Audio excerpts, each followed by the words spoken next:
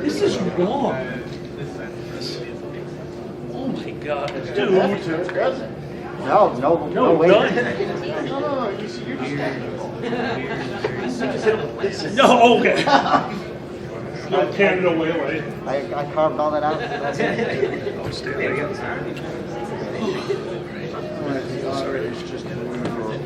Will you sign my contract? You smartass!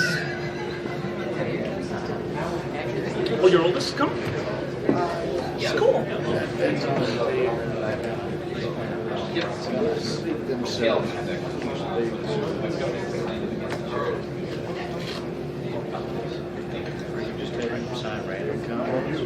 Oh, no.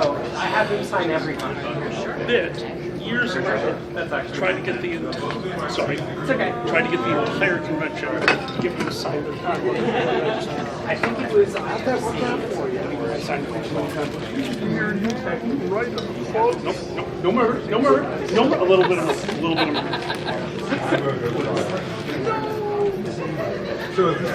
This here, I love that.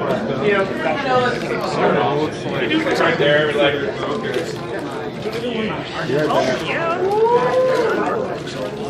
Are you signing an art book? Yeah. Nice. That's an upgrade from a comic.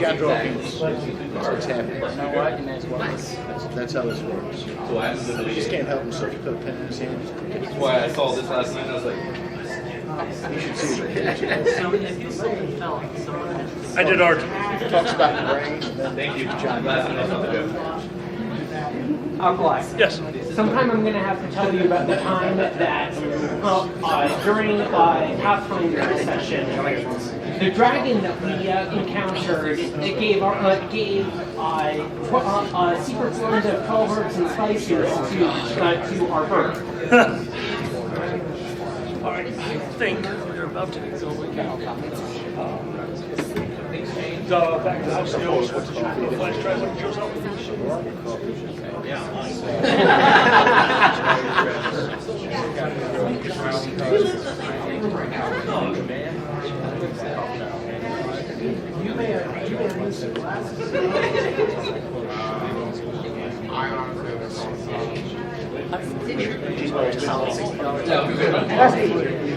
It's not.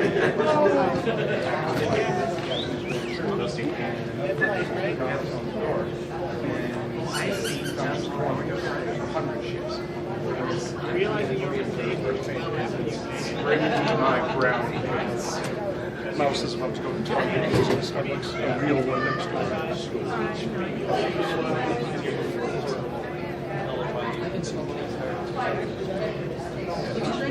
Who knows my rap? Evil words. Uzi, that's not how you get your thoughts to come out through the mic. That's how I do it. Awesome. All right, we're going to go in just a moment. Bye, Dan.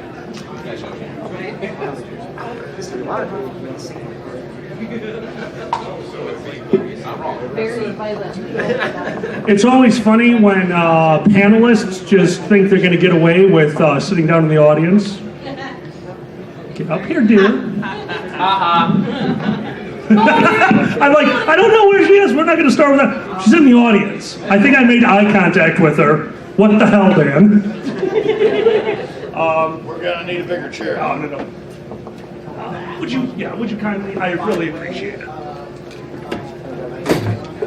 Would you kindly? Would you kindly? Thank you so much. Thank you. I really appreciate it, dude.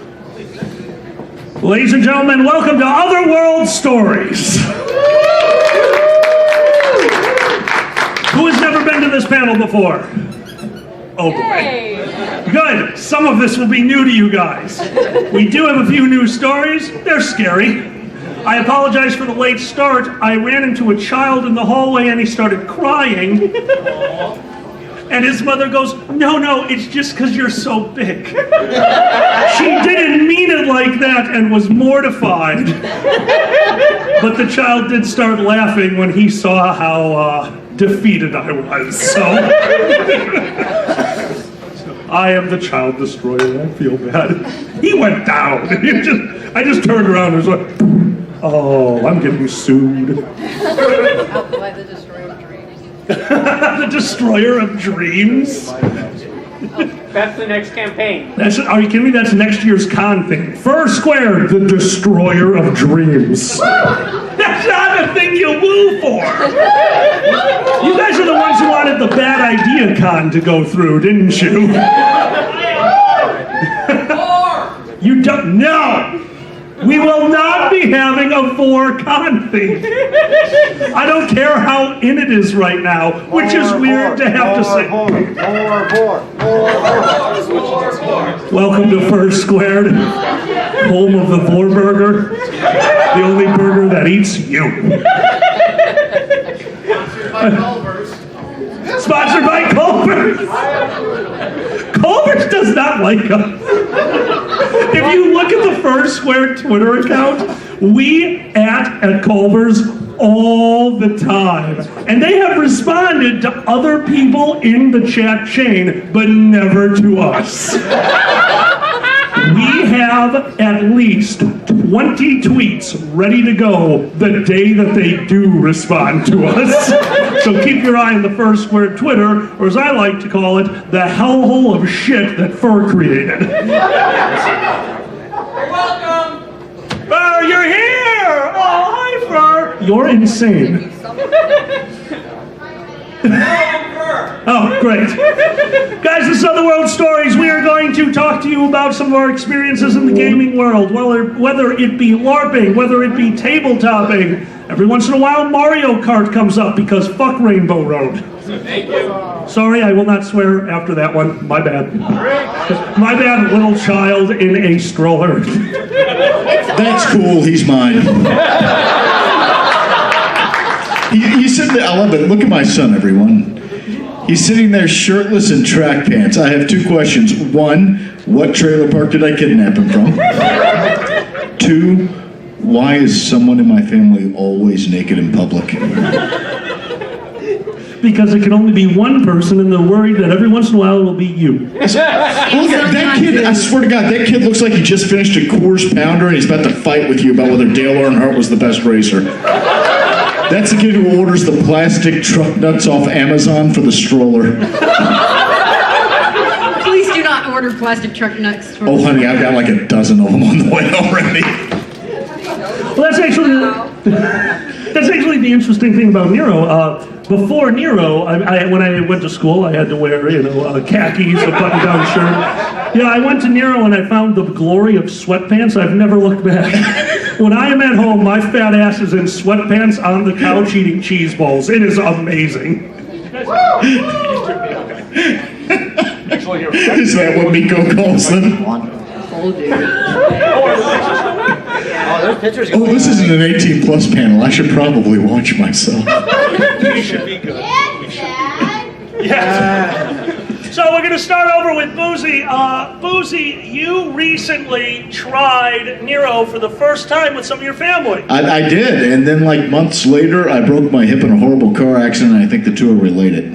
Like, I think they sent a hit team out on me after they met Dart the Bard. Dart the Bard was a long-running D&D character of mine. Dart was useless. Dart would walk up to you, and originally he started as just kind of a drunkard with sarcastic wit, and then he kind of turned into a mix of Gomer Pyle and Forrest Gump. And people would walk up to him and go, "What's your name?" "My name's Dart, and I want to sing you a song." That is the greatest character concept. DMs hate me. For Basement Con, we did a game where he did Dart. The DM got a kick out of Dart. The other players absolutely hated Dart and actively tried to kill Dart. The problem was for that one, the DM had created the character sheets for all the characters on us. Just give me the Bard, I'm playing it as Dart. And when I looked at it, the Bard had just amazingly high intelligence. And I'm thinking, oh, this is going to be fun. Because Dart's sitting there, and the DM's going, one of the characters, "Dart, you need to keep your mouth shut." I think you should shut up and trust me for a moment. You look like someone who loves your family. They ashamed of something happened to them. That's amazing. But I took Dart the Bard and they don't have bards in Nero per se. So I created Dart the Coward. And Dart the Coward has one rule. Dart doesn't run. People who run tend to die. And how did that work out for you? Oh, that worked out wonderfully because they attacked the tavern. And that is the one time that Dart decides he's not gonna run, he'll be brave. Like there's the big bad for the weekend is this plague doctor with these undead minions, and they're attacking the tavern, and it's me, first game, and a lot of experienced players. And I mean, they're attacking the front, they're attacking the back. Well, they go around the back, and they're coming in the back door of the tavern, and the front door's left unguarded and open, and I see it, and Dart considers running and decides no. He will not abandon the other players to their doom. He will fight beside them. Dart had courage for once, at which point the other players teleported the hell out of the tavern, and Dart died. Brutally. Dart died horribly. Although I was Like, you know the countdown that you have in Nero where you can still move and stuff as you're dying, the dying countdown? Well, she's in the upstairs room of the tavern as her fish maiden. And she hears the commotion and opens the door. Dart is in a chair with a line of sight right on it. We're doing the 5 count. The door opens. We lock eyes, and Dart goes, and she closes the fucking door. Dart had no friends. Now, Nero teaches you a lot of skills, doesn't it, Boozy? Was there a skill that one of your family came home with? My older child had gone with us. And I mean, this is how good of a parent we are. We had never met these people. We did not know these people. We showed up, my older child met 2 people and said, I'm going to go with them, and we didn't see them for 3 days. I don't know if they ate. I don't know if they bathed. I don't know if they slept. I just know they had fun. And everybody loved them. Like, they came up and they're like, hey, we want to teach your kid the lockpicking skill. Is that okay? Now, prior to this, my only experience with live action role play was when me and a bunch of friends would go and participate in a Vampire the Masquerade game held at a college student center on a Friday night once a month that had like 80 people in it, and really we were just there to antagonize folk. So I thought that when they said, we want to teach your child lockpicking, what they were going to do was take them somewhere and give them like a skill card or something, you know, like rolling for it, but different, right? They taught my kid to pick locks. And then they gave him a lockpick set. That's a felony in Pennsylvania. It's called traveling with tools of burglary. I took them home. I locked them in my desk. It didn't do any good.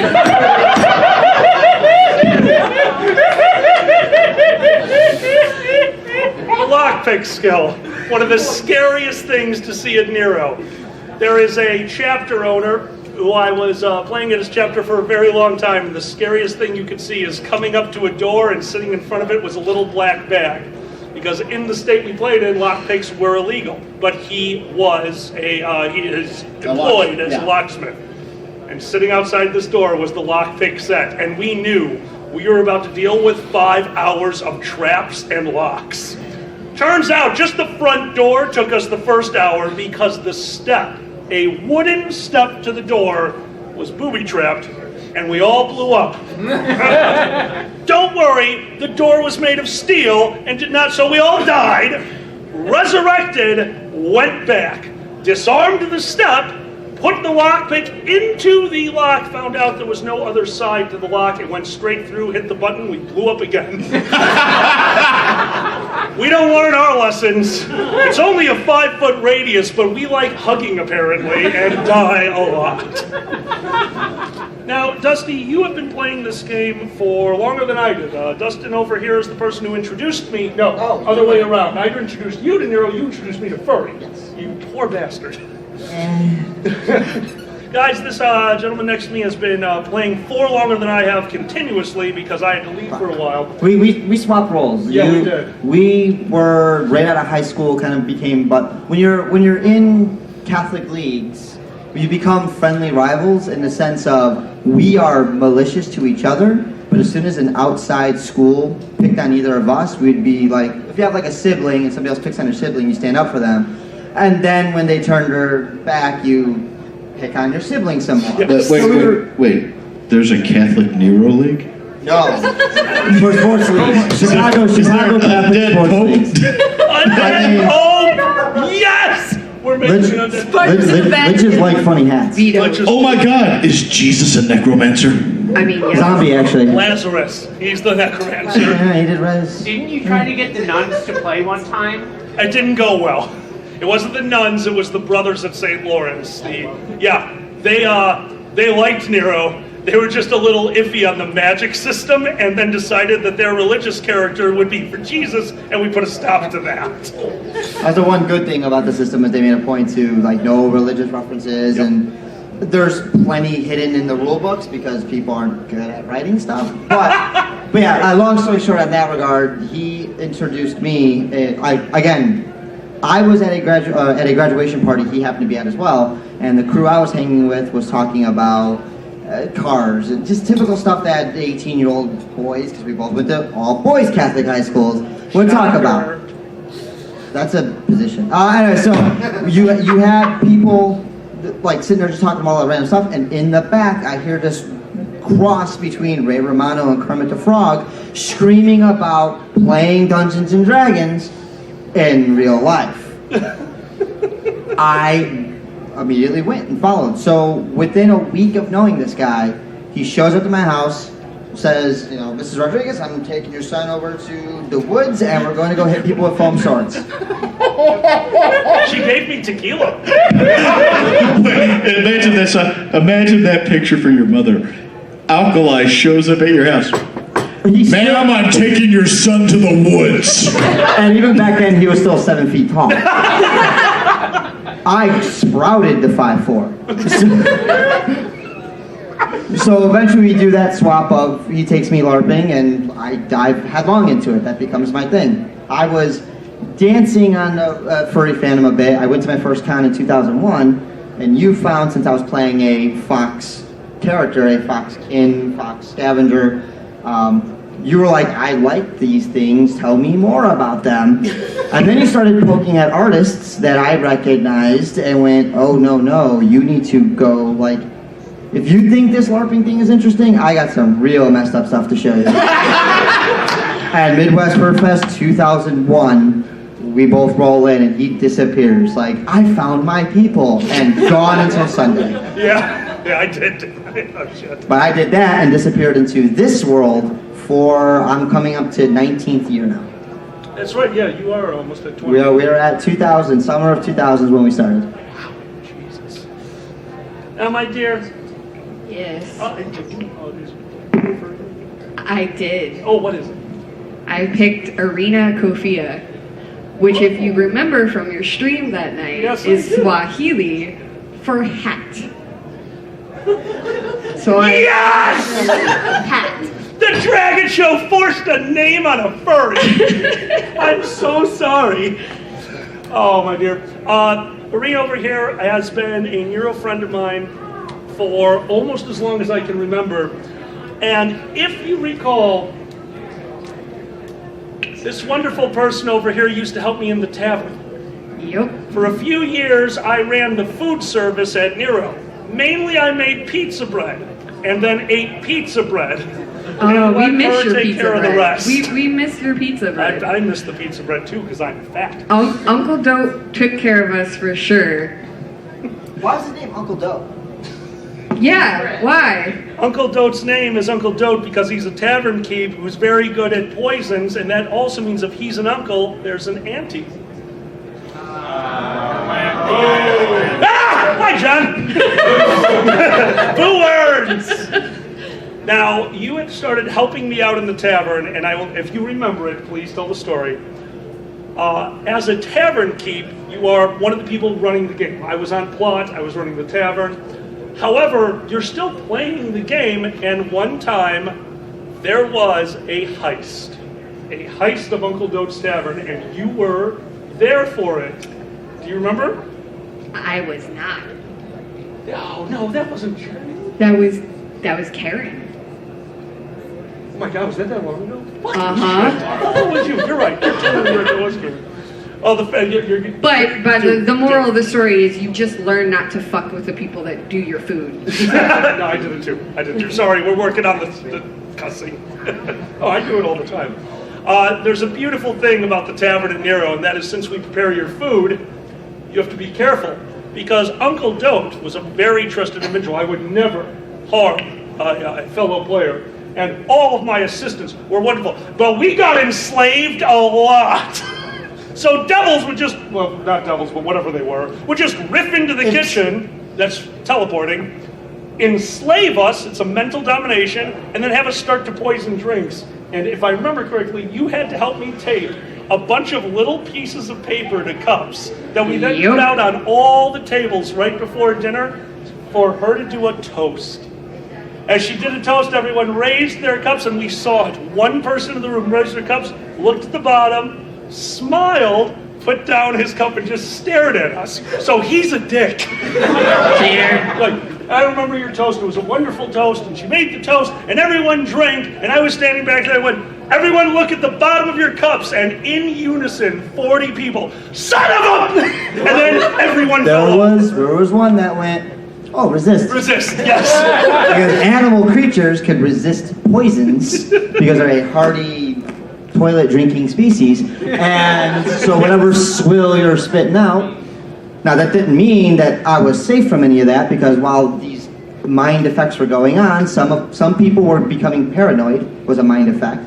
So they would drink their drink and they would begin to stare at the walls and hear voices. And then there were people that were hallucinoid, they got hallucinogenic, and they were looking and seeing colors. And there were people that was berserking, that they just picked up a weapon, sometimes a spoon, sometimes just spells, and just start to kill their friends.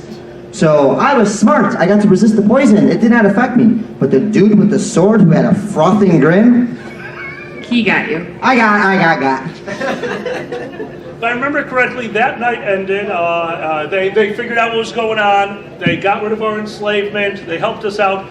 But as we were running away from the tavern, we turned around, and there was one of the adventurers inside the tavern. He had put a magical ward on the whole building, protecting the building and all of its inhabitants. And outside the door were two villains yelling through the door trying to get in. And we left. And when we came back, the entire town was outside of the tavern yelling at the two villains that had somehow gotten in and gotten the key.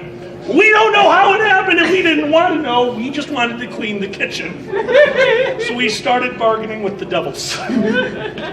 They agreed if we make pizza bread that we could clean the kitchen. There's no better end to the story than we got out of there because we made pizza bread. Always help the tavern. Truth. We want to be fed. Exactly. QM, you have played as well now. Yeah. Would you care to regale us with some of your experiences? All right. So I do a Boston Nero LARP called Tables of Nora. My character is a naiad, so I'm a fish. I'm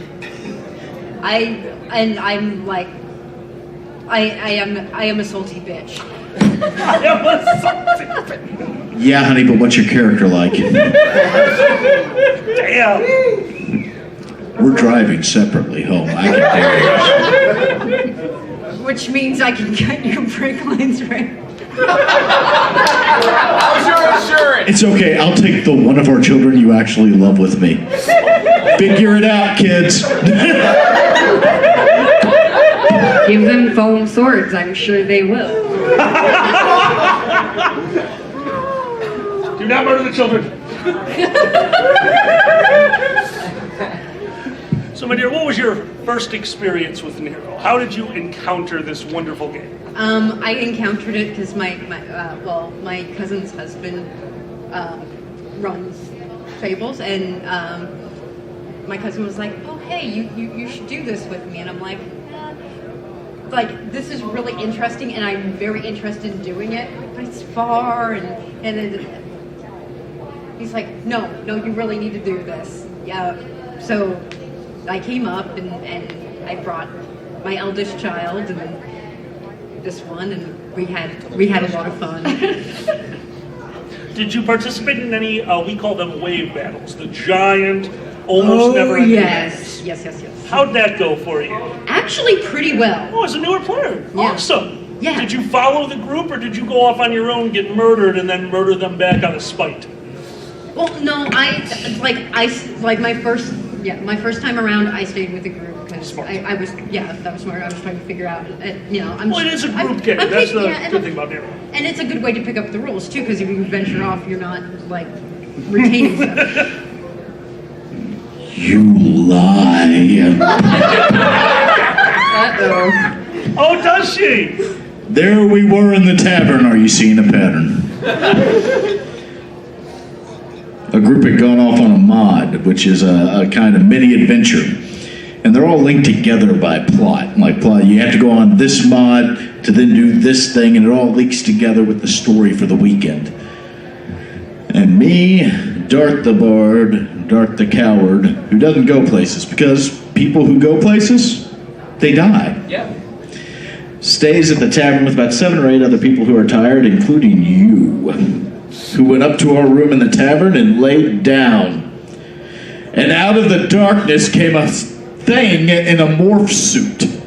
Like just a white morph suit speckled with black out of these pitch black woods doing this. It was terrifying, with wave after wave of the undead behind it. Now, here's what we did not know. The morph suit was unbeatable without an object from the mod that the rest of the players had gone on. And they had set times, because they had timed out, the mod should take this long, but the large group of players, as a large group of players will do, started bickering amongst themselves and doubled the time. So there were the 8 of us relatively low-level people carrying out an attack from wave after wave of the undead. And you know what you did when the morph suit came in the back door and began to slaughter us in the tavern?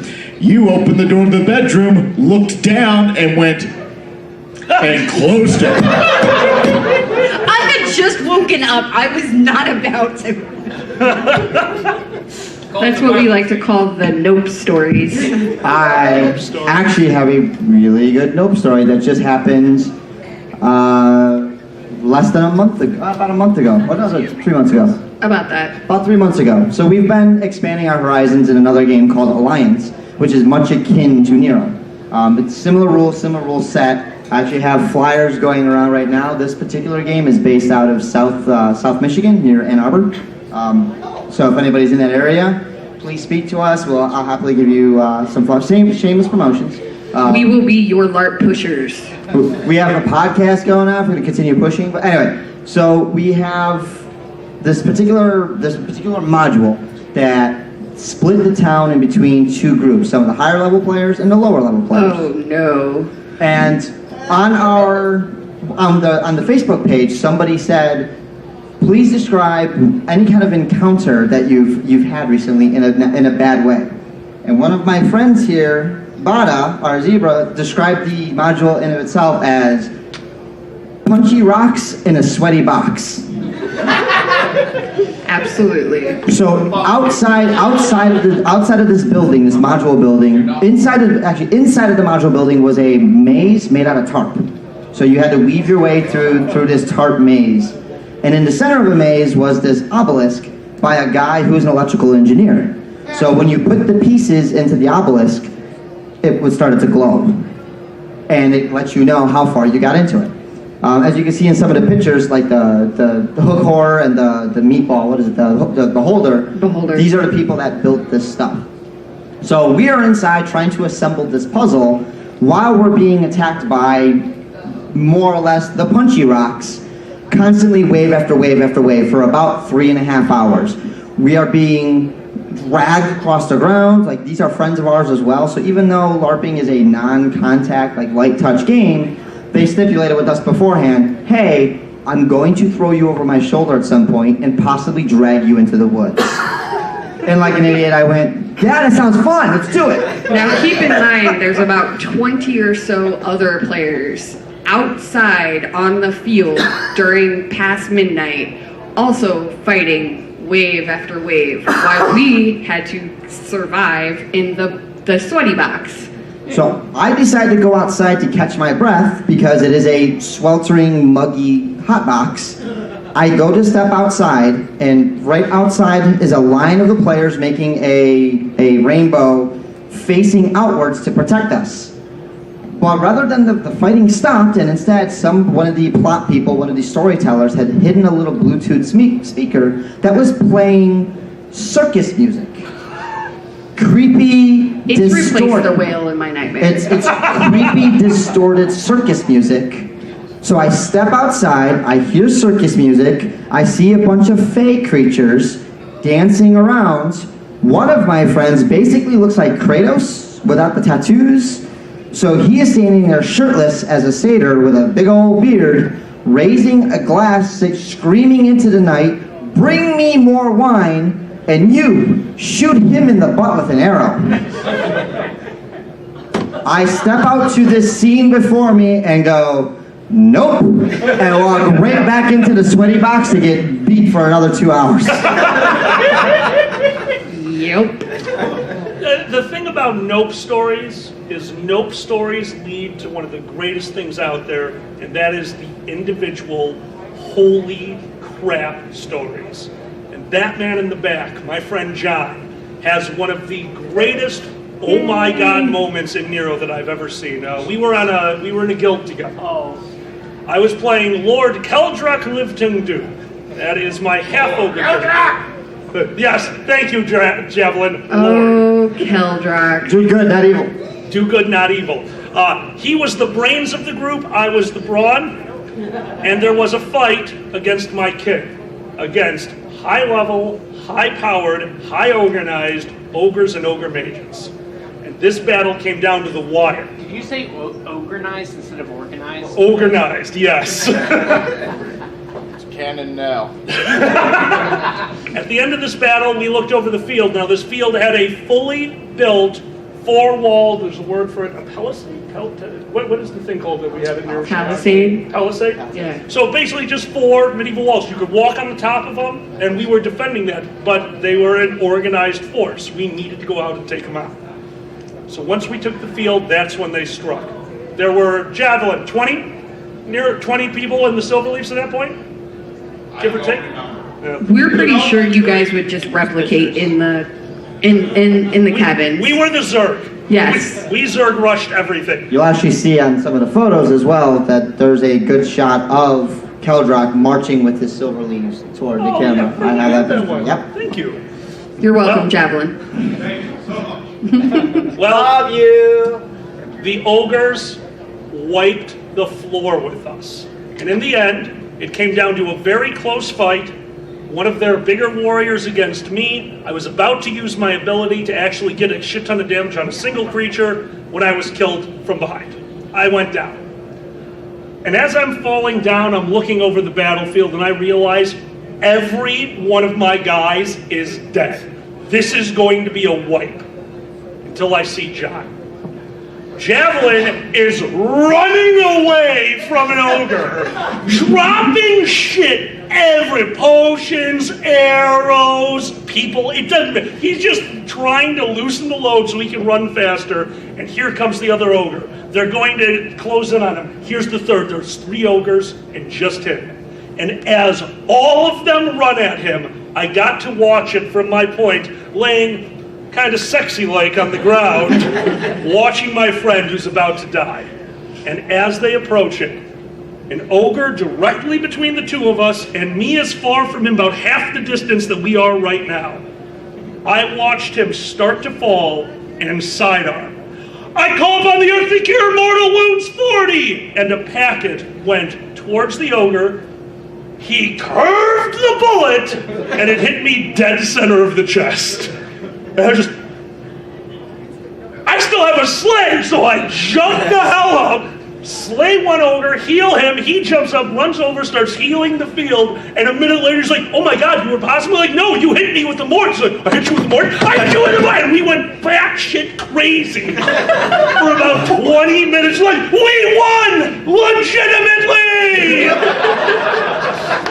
And John, that was the coolest thing I have ever seen you do, was curve the bullet. So thank you for saving my life.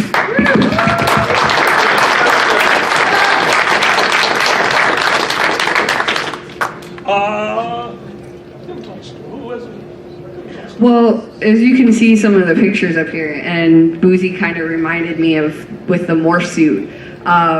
They create these things and they don't tell you. They don't tell you what to expect.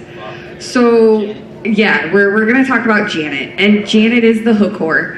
And I legitimately lived in a moment that I felt like I was in Cloverfield. We are across the field and we start hearing fighting, and they had been sending out the night before. They had sent out what are they? Fish? The Anglerfish. Anglerfish. Thank you. And for those who are not familiar with the LARP scene, a lot of this stuff is also at campsites, Boy Scout camps, Girl Scout camps, 4-H camps. So it's in a fairly remote campsite where when it's dark out, it is dark out. All you have is moonlight and whatever mood lighting is set by players in the tavern, and all these little LED light, little things to kind of enhance the atmosphere. But if you are out in the woods and when you hear a rustle, you have to wonder what that is. They had repped those anglerfish with lights on their masks, essentially. So here we are, Saturday night. They had already done it Friday with some of the anglerfish out, so we knew something was coming. We didn't know what. So we leave the cabin to start heading towards the tavern. And yeah, we should have just stayed in the cabin. Taverns aren't safe. No, Taverns are horribly unsafe. They're death traps. So we go across, and all we see is jungle across the light that the tavern emits. And I legitimately, as myself, got scared. And I ducked, and I was like, everybody down! And we watched as a hook whore came across the field and assaulted the tavern. And I was terrified. I didn't know what I was looking at. And the hook whore at dark with nothing on, but it was somebody dressed in a pure black suit running with the suit. And it was frightening. The designers used a New Orleans style reverse marionette, a marionette from the bottom. It's almost a puppet, but they got inside of it like an exosuit, like a robot suit, and was able to control it. So he was all in black and had full mobility. He was able to break into a dead sprint. So it's Russell, this glow-in-the-dark white figure with the person controlling it underneath, screaming out of the woods and just pummeling people with his arms. All full arms, just boom, next. And he would go across the entire campsite, and you could follow it by just listening for the screams. And it's still emblazoned in my mind, that moment. It was amazing. The rep monsters are some of my favorite things. I have seen some of the most beautiful rep monsters. We had a 10-foot tall shadow walker. It was actually a 10-foot tall marionette puppet that one person was operating and beat the living crap out of us for over an hour. It was outstanding. One of my all-time favorites, which the beauty of Nero, the imagination that you get to put into it, it really moves it along a long way. The Creeper will always be one of my favorite monsters. And all it was a tractor. They put eyes and lights and glowy things and whiskers on a tractor, but they ran it in the middle of the night. So as it came out onto the field, and this is how it worked, this was a 15-year plot line. Coming to an end, yep. For 15 real years, we had been trying, we didn't even know this thing existed. But in the end, this was the key, we had to kill this monster. I had called everyone I knew to come to Nero, Chicago, to try to help us on the, I think it was Halloween. Oh, yeah, it was Halloween. And kill the creeper. And as we're standing out in the field, 125 players. Absolutely. All of us in full regalia. It is dead silent. There's not a star in the sky, overcast night. Somebody drives their truck onto the field, and we're like, what? Those kind of look like eyes. What? And we scattered. There was no semblance of order. This was a full battle plan. We had leaders. They didn't last. Oh, we died. All of you, every contingent leader we had died on the field within 5 minutes. The creeper had what's called infinite memory. So anytime somebody went into his lair, which was Old Hadron, the creeper would know who the leaders were. The NPCs were told to target leadership. NPCs are the bad guys. They killed 15 players in the first 10 minutes, every one of them a guild master or something along those lines. They destroyed us. I have never had more fun in a module than trying to control the pure chaos. And I've never had less fun on a module than when I had to crawl up its anus to get to I was just going to say, would you like to tell how you killed it? It was the Silverleafs that went after this in the final thrust. And as we found out that if you killed all the legs at the same time, it would stop moving. We were having trouble with that. It finally happened. And when we killed it, we found a weak spot. That weak spot was its ass. So we started attacking its ass, and finally the ass shattered, and Steve, the chapter owner, rolled out a garbage bag that was 20 feet long. A sealed tube filled with KY, pudding, I don't know. But in order to get into the creeper while still being attacked, I had to crawl 20 feet of a plastic bag filled with disgusting things. Came out the other side, slayed the heart of the creeper, yay, and then took a shower. I will never forgive him for that. On the other hand, it is a wonderful moment in my life where I realized what I would do to save a bunch of non-real people. It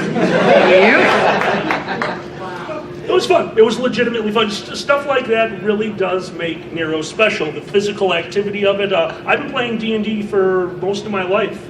I have some great D&D stories, but there's something ultra special about having that moment where it's actually you doing the activity.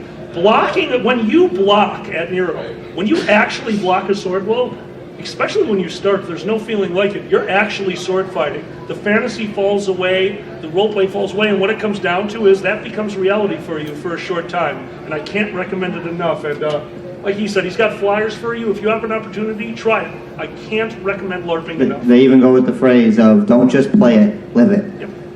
We play all these D&D games and we use those skills, but we tell stories, and that's really where the game started, is a lot of nerds like us talking about D&D and describing a fight, and and you stabbed him in the gut, and then you go, no, how did, no, and you stand up and show, no, you did one of these, like, well, wouldn't you block like this? Like, no, you got in, go outside, grab the broom, and we'll go outside and do it. That's how the game started, I'm going to hit you with this broom, okay, I'm going to put some foam on it because that hurt. All right, now I'm going to hit you with this padded broom, okay, that's cool. And a rules system developed in the 80s, and just continued to spiral from there of, I want to use these physical traits and go out and run and experience. Me, I like it because I get to turn off my phone for the weekend. Yeah. I get to disconnect from politics, disconnect from who's doing what evil things in our world, and concentrate on fake politics and who's doing things in a fake world. Oh God, it's the same thing with swords. At least but it's the sword. And magic. And magic. Well, yeah. I'm an Eldritch spellcaster. That's my. It's the best. I'm mainly a magic user, so that's wonderful just being able to. Playing a caster is so much fun. Playing a warrior is so much fun. I do apologize. I'm going to tell one quick story, and then I have to turn the panel over to you guys because I need to be somewhere. He had mentioned it earlier, and I realized I had written it down. I had a new story for you guys. This is not one that I have told before at any convention because I had forgotten it until me and John got drunk and talked about it. He told you earlier about the poisons, and one of them that he mentioned was hallucinoid. Hallucinoid is magic mushrooms. You role play that you are slightly hallucinating. Now, we were running plot. We ran a plot line for 1 year, the Doris storyline. It's one of my all-time favorites. And there's a lot of moments from it that I fell in love with, but one in particular will always stand out because we had the ultra-high levels. If there was such a thing as a professional Nero team, this is it. They were the Justicar. The Justicar won an adventure. Now, none of us could compare to their fighting ability. So we had to beat them using story and tactics. And this is one of the few times where it worked. Because we hid somebody in an alcove in the barn that we were fighting in. And he had one goal and one goal alone. And that was to hallucinoid as many people as he could. He failed miserably, except for Princess Keela. Oh no. This is a person that is the highest level person at the time in Nero Chicago. She is an incredible player, she is so much fun, and she is a great role player when it comes down to these little moments. And we walked out of an alcove and tagged her with a hallucinoid that no one heard. No one knew it happened. The guy who tagged her realized that and stepped back into the alcove and did nothing else. Exactly as he should. And the module went on, and Lady Keela was slowly backing up, and all of us watched as she did this exact move. And walked away. She's pretty much their fighting. Oh, yeah. They were her. She's the fighter. When he says Princess Keela, don't think flowery skirt and tiara and stuff. She is head-to-toe plate mail, battle, sword, shield, like World of Warcraft, EverQuest, any of those MMOs, tank. She is the tank. She'll kick your teeth in. She's a princess because she murdered people to acquire the title Princess. Well, she walked away in the middle of the module. They didn't notice for a little bit. Oh no. It's Nero. They don't know what happened. They thought we got her. They started panicking. What happened? Did they rift her? Oh my! Now they are going to capture us to ask us questions. And we don't know because the people who saw her walk away, they were already dead. We were playing new, just random bad guys. We have no answers for them and they're not believing us. They stayed there for an hour questioning us. They are panicking. It's wonderful. I'm so happy. But not as happy as what I heard later. Lady Keela went on her own adventure. Without a sitter at all. Lady Keela wandered out from the module, wandered into the open night sky, stared at a street light thinking it was the moon for about 5 minutes. She was role-playing, and that's something I love. She was role-playing with no one else around. And it happened. Somebody noticed her. A bad guy was going into town and saw what was happening, walked up to her, and offered her his help.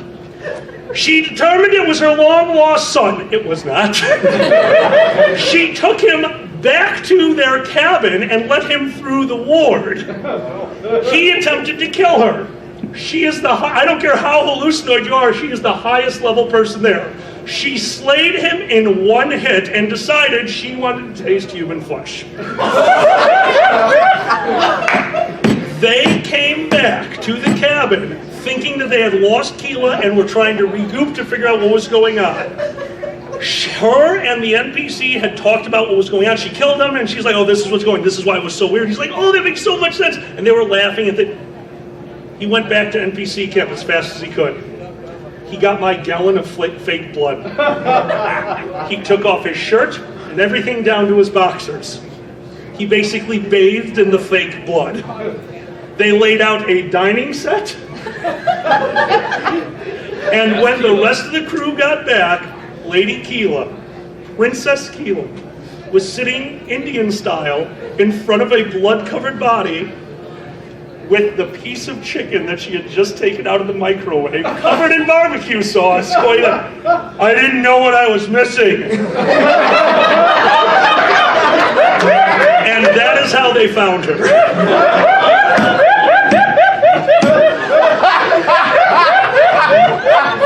Role play, even when no one's watching, it makes some of the best stories.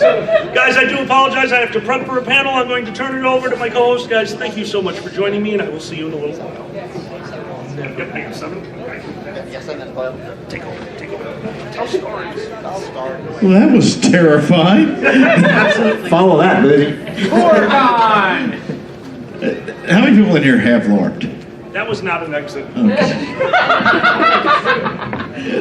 There's no exits. You're stuck.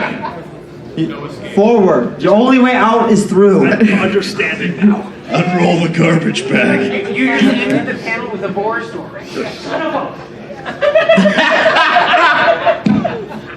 I just want to sew together like 2 slip and slides and just. No, don't. We, Monty QM's group meets at Camp Eagle Pass Camp. It's a privately owned campground. It is specifically for LARP groups. That's all they do.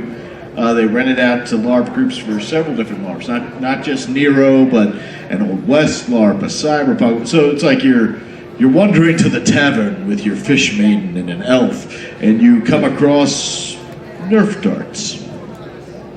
But the best part of it was the first time we went there.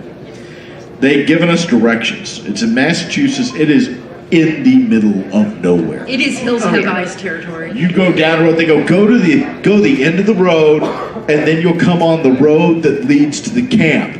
And we get it, and it looks like a dead end. Like right in front of us, there's just a sign that says Camp Eagle Pass and a fucking tree. We're looking around. We can't figure it out. I look to the left, there's a little dirt path. Not a road, but a path. This was a footpath that somebody had widened just wide enough for cars. And I'm thinking this is either going to be very good or they're planning to kill us. You're involuntarily giving up kidneys this weekend. So we turn onto this little dirt path. We're going down, and as we're going down, I make them, and the trees like are this far from the sides of the car, by the way. I look out the driver's side window, I slam on the brakes, I put the car in reverse, and we back the fuck up that path until I can call somebody. She goes, "What are you doing?" And I go, "There is a taxidermy deer tied to that tree." And there was. I mean, it was a taxidermy deer that somebody had tied with baling wire to a tree inches away from the driver's side of the car. It wasn't like a target dummy or anything. It was taxidermy. So I call the person who's running the group. They go, no, you're on the right road. Just keep coming down. The road widens out. And it did. It widened out. And we got down there, and there's some lights and a couple modern buildings right there where you park the cars, and then you walk over.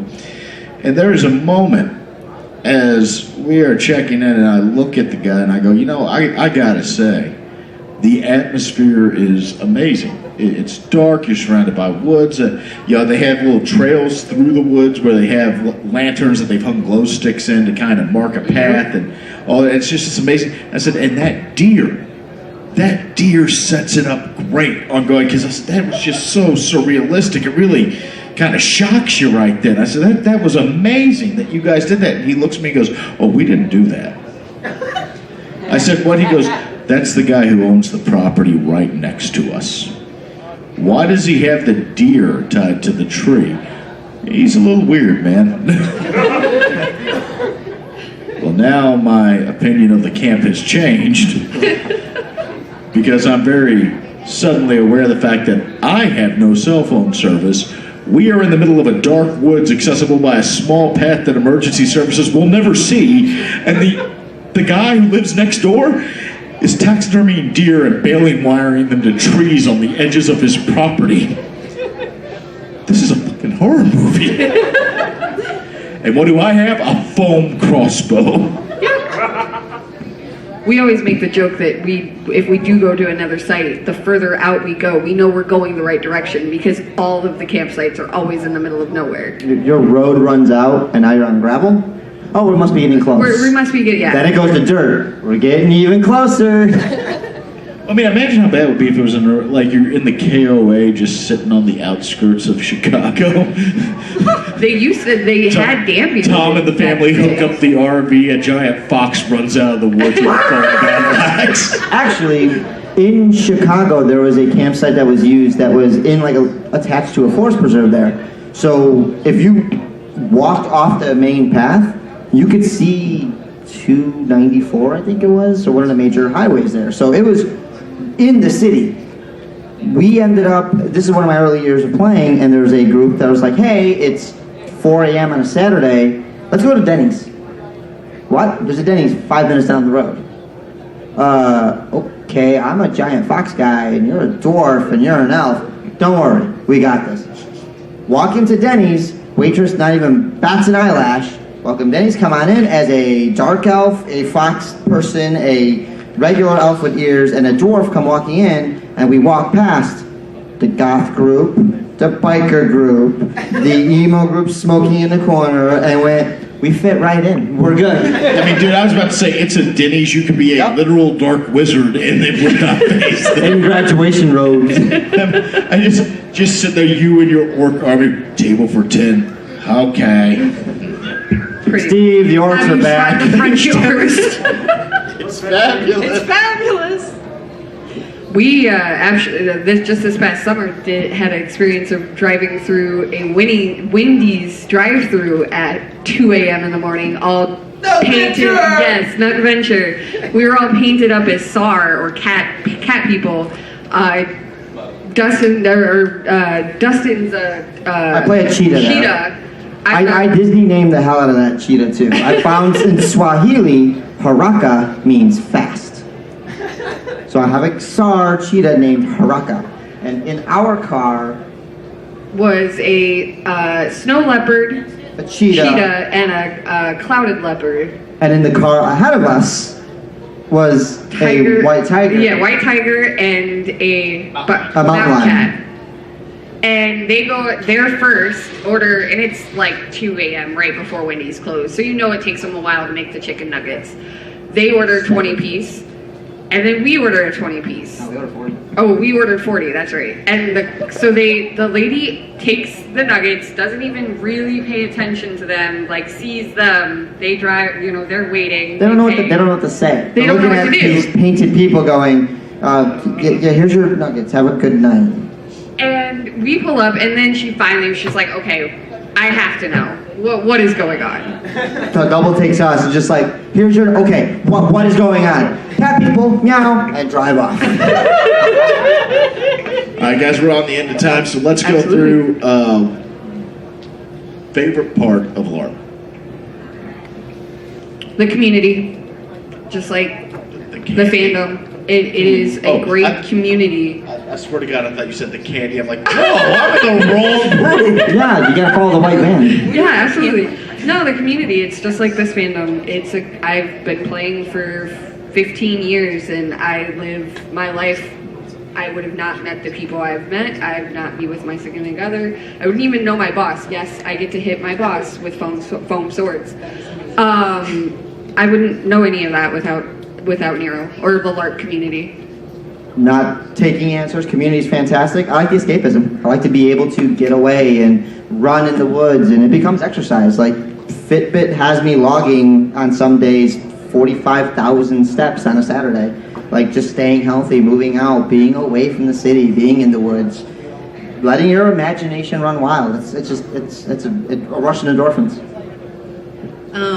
I like that it encourages you to think outside the box. Like, I mean, you're doing creative things in a pretend environment, but you're making those things happen. You're also trying to solve problems. You've got your plot team basically plotting against you, and you've got to figure out, okay, what do we need to do here to get around this?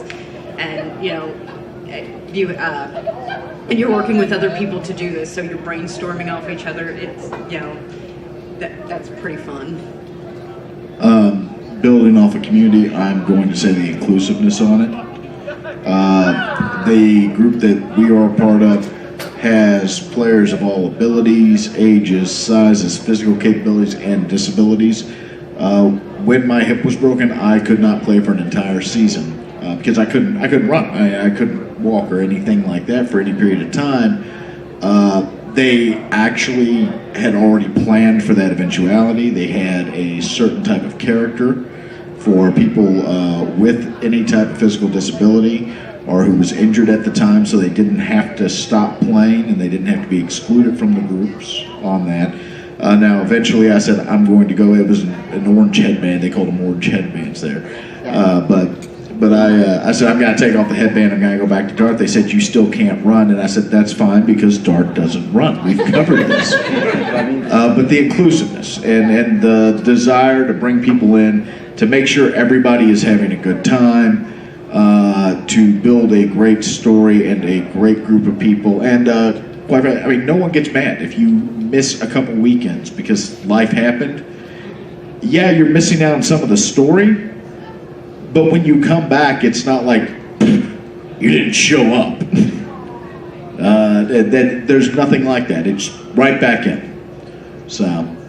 Yeah, they pretend you're off adventuring and then you just came back and everything's good. You lived the life of a murder hobo. Exactly. So of the people in here earlier who raised their hand and said they have not gone LARPing, raise your hands again. How many of you want to actually try it now? How many of you are in this area, this Chicago area? How many of you are going to come up to Dusty after the panel and ask for the information for the Nero group that he's a part of so that you can look into it? And even throughout the panel, if you see me around and you have any genuine interest, I'll be more than happy to at least point you to websites. Obviously, in the modern age of social media and stuff, there's Twitter handles and websites and Facebook groups and forums that could lead you to find a game in your area, be it Wisconsin, Michigan, Illinois, East Coast, West Coast. There's a chapter in Seattle that plays on the hillside of a dormant volcano. Nice. I want to play on a volcano. I have played in a cave. So I think there's no better way to end it than I want to play. I want to play on a volcano. I think that's where we end it, guys. Thank you so much for joining Otherworld Stories. QG Magic, QM, Dusty, and Dusty. Thank you very much, y'all.